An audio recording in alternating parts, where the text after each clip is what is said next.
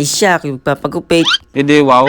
Dahil mahaba ng ating buhok at nagmumukha tayo ermitanyo.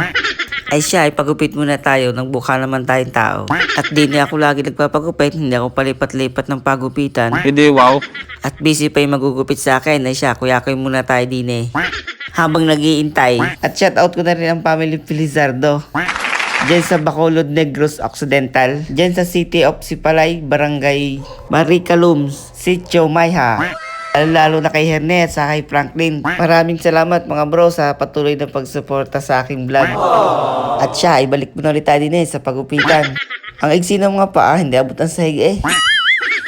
Tsaka nga pala mga ka-idol, ako hindi palipat-lipat ang pagupitan. Lalo na yung nagugupit sa akin. Di kasi masusunod talaga yung gusto mong gupit. Para dagdag pogi-pogi. Hindi, wow.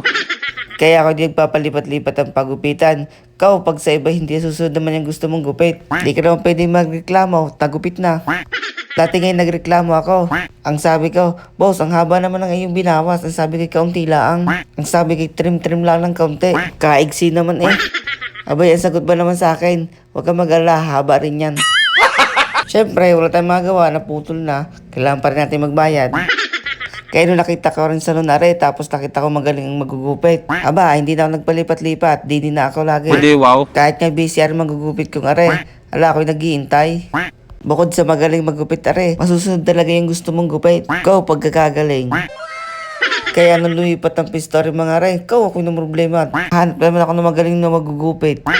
Buti nakita ko agad, di nila ang sa may complex, balibago. Siguro sa mga customer niya, ako nang pinakang loyal din sa mga are. Hindi, wow. Bukod sa magaling, talagang masusunod yung gusto mo. Eh siya, are, tapos na. Kasi para wala naman nagbago sa mukha ko. Eh siya, hanggang dito na lang ulit. Abangan nyo na lang aking susunod na kwento. Pa-like and share naman po. Thank you.